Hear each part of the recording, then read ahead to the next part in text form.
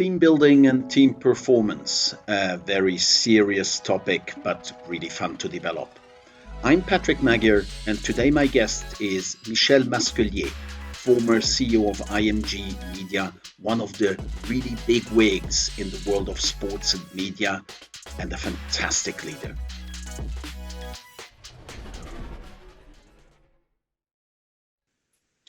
Welcome, Michel, to our podcast today. I'm very proud to have you with us. You have once been one of the largest TV brokers in the world. In your company, you brokered more than 10,000 hours of TV production, of TV product around the world. And at the end of your career, being such a powerful media person, you actually wrote a book, which is called This Is Not a Dress Rehearsal. By the way, a book I recommend for everybody. But what triggered you to actually write that book?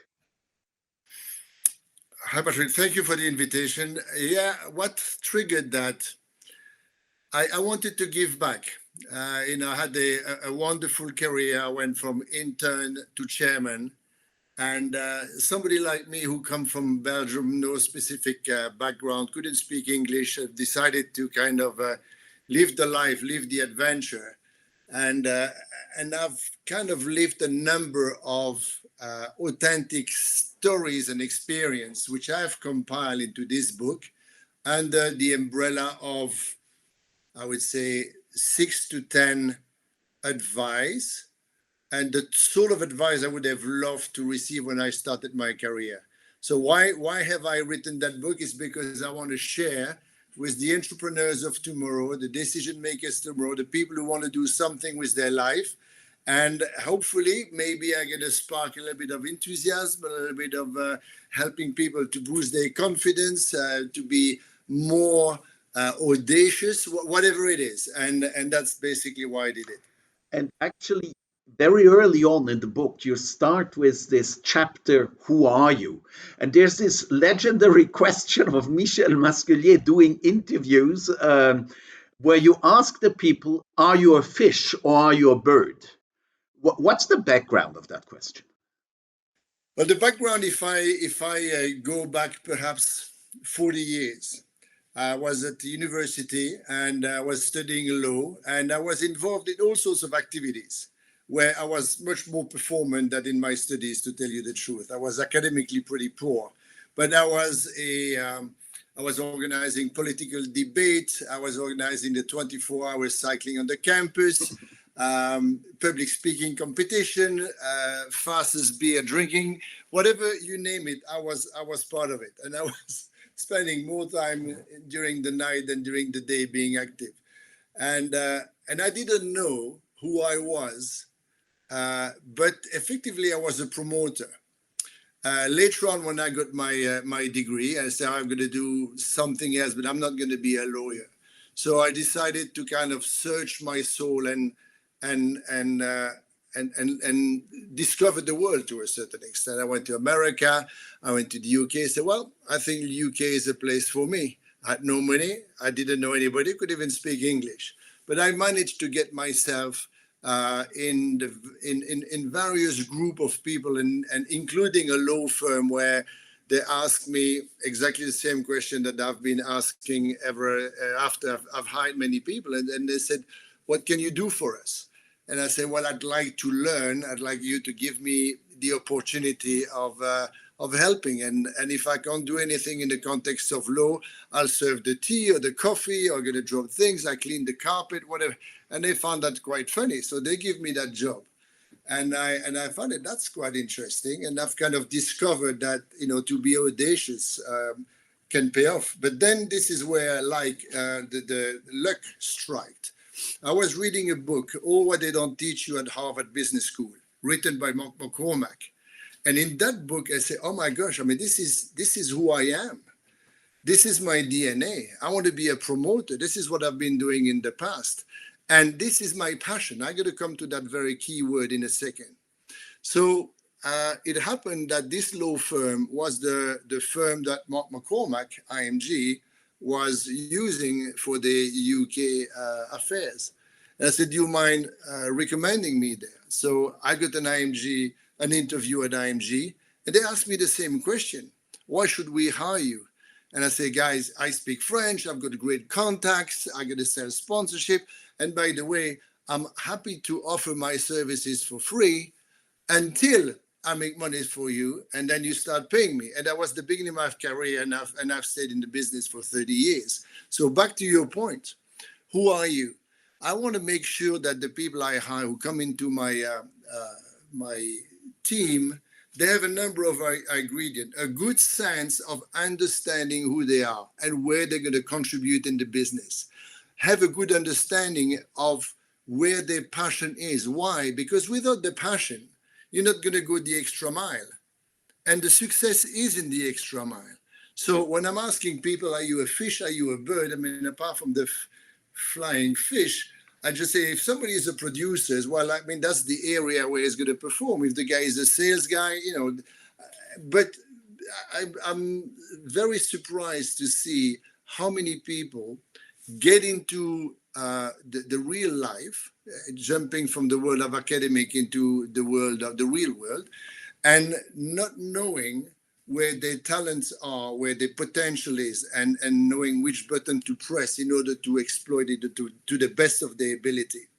But I think actually, I know there's a short chapter in your book that says school do not train stars. And as you know, I fully agree with you, because I believe that we are doing too little in our education curriculums to really help young people to understand who they are, what their talents are. And you, like I, had the luck to get along moments and people that helped you discover that. Um, but if you were to tell a young person today the advice, what do you need to do to discover who you are? What's the best way of finding out? Very good question, and this is almost like the underlying message in the book.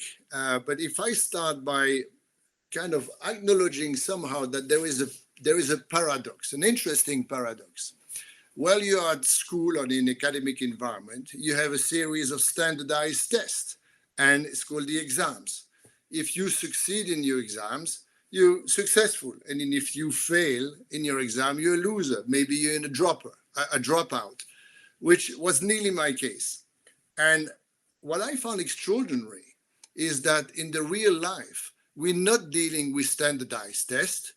If you're going to be successful, it's not because you're standard, it's because you are exceptional. And imagine that there are going to be 10 people before you when you go for a job interview and 10 people after you.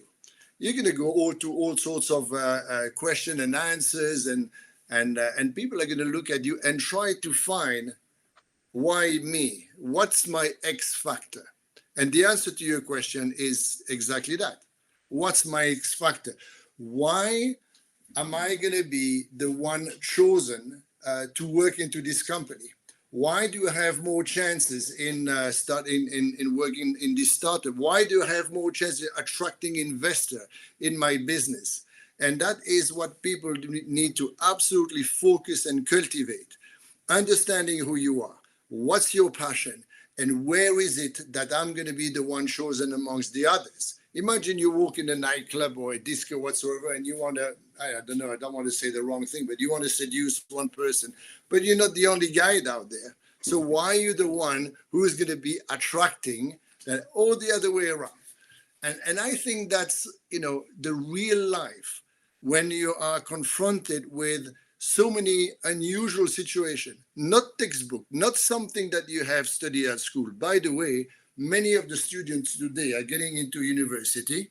The job that they're going to have in the future doesn't exist today. So how do you train people, with textbooks questions to resolve problems which are not textbook? And that's basically the point of somebody who is street smart, somebody who's got a great sense of observation, will develop a second nature of creativity and innovation. And that's really where I see this is the name of the game, really. It's the ability to be different, to think outside of the box, perhaps. So I know that we are very similar in that view, that when we try to put together a team, we try to find as many as possible of these different X factors and put them in. But what do you say to the people that always come back and say, yeah, but you first need to take care of your weaknesses? Yeah, I mean, nobody is perfect, that's for sure. I did 2 days ago a lecture at the EPFL of Lausanne, École Polytechnique de Lausanne, and the subject of the debate was how you learn from your failure. Okay, and I think that failure is part of the equation. It's a component of your success story. Why? Because the true nature of knowledge is experimentation. Nobody was born with the knowledge. Nobody. Everybody had to go into a process of learning, experimenting with the positive and the negative, understanding your weakness and understand where you're better, work on your weaknesses, but most importantly, learn from your mistake. And that is absolutely key. If you don't dare to take risk and to be prepared to have failure, then I don't think you're going to progress. And experimentation is exactly that. Imagine for a second somebody walks on a ring and gets hit. Is by a boxer. So that's he want to be a fighter. He gets hit. What does he learn from being hit? He learns three things. The first one, he can take the hit. The second one, he will learn how to avoid. And the third one, through this observation, he will appreciate that the fighter in front of him will perhaps expose himself and therefore hit and be more impactful. And that's what life is about. So, it's all as far as I'm concerned, it's all about experimentation, observation, which drives to innovation and therefore success. I have, as a manager, never been able to get one of my colleagues to make a strength out of a weakness. So that's one of the reasons why I always try to find teams where there's people with multiple strengths, because I don't believe in weaknesses turning around to become strengths immediately. I mean, I can talk about myself. My weakness is my inability to perform in an environment like school and the academics. And therefore, I have developed, I think, the ability to live and survive in order to make a name for myself outside of this area. And I became a leader probably for that reason. Michel, there's one last point I'd really like to touch on with you, because I know you have a very clear position on that. There's a chapter in your book that is called Network with Intention, and I quote, "I used to tell my colleagues to devote time to socializing." Now, if you read the chapter, it becomes very clear why you say that. But what I'm very interested in, what it doesn't say in there, do you believe that virtual teams can ever be as effective as on-site teams? Or do you think because of this lack of socializing, that is not possible? The short answer is yes. I'm a great fan of Zoom because it saves you time. It's so much more cost efficient, right? But the true nature, and of course, every business is different. In the business where I was driving the world's largest independent distribution network. So we've opened something like 40 offices around the world. I had to recruit people, I had to train people, and I had to manage people. So as far as I'm concerned, being the middleman between governing body and broadcaster, I don't think this is a business that you can do behind a computer. So all of the sales, first of all, the first thing I did when I had my core sales guy around me, I got all the partition of the office out. So I wanted people to hear, speaking to each other, etc., and basically motivating. But beyond that, I was telling people, don't spend your time in the office. You have a budget, travel and entertainment. Please spend it making relationship. And the more time you spend in the office, the less time you'll be able to have a portfolio of contact. And that was very much the nature of our business. So socializing, creating new contact, and basically try to push yourself to go beyond. So for instance, on a regular basis, when we have our sales conference, I say, well, I would like to hear about the new contact, not the contact that you have, but who are the new people you've met this week, this month. And if you know a marketing director, if you try to meet with the president, why don't you dare to go and try to establish a relationship with people at the very top?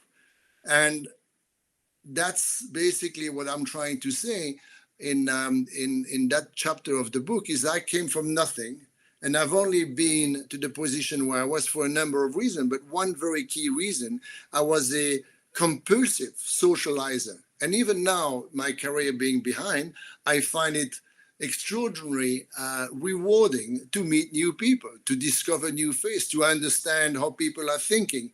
And that's not happening behind a computer in Zoom call, I'm afraid. Yeah, you know, of course, by definition, with the new program we have made, we believe that technology has advanced. I personally think Zoom is not able to create social presence. I don't think Teams can do that either. But I believe that the platforms like Spatial Chat can. But I'd like to end this by saying it's always a pleasure talking with you, whether it's in a podcast, at a dinner, in a train. It always inspires me, and I'm very thankful for knowing you. Well, it's a great pleasure. Lot, I have to Michel. say, we know each other for many years, and you've had a career. We were fighting in the same trenches, but you were my boss in certain extent when you used to. I think it was at the America's Cup, and I was representing your right. And then again, while you were in the world of athletics, and I was trying to convince you that we were the best in generating revenue. You've always been an innovator, and what you're doing right now, of forward thinking, is just to take this kind of two-dimensional communication process and to bring a third dimension into that. And that's probably where you're going to be. Again, your creative spirit and your spirit of innovation is going to be another one of your success stories. So I wish you all the very best. Oh, such a great flattering. We right now need to stop. Here we go. Thanks a lot, Michel. All the best. Cheers. Thank you for listening to our Mission Team podcast. Do not forget to register for the next episode and visit us on mission-team.com.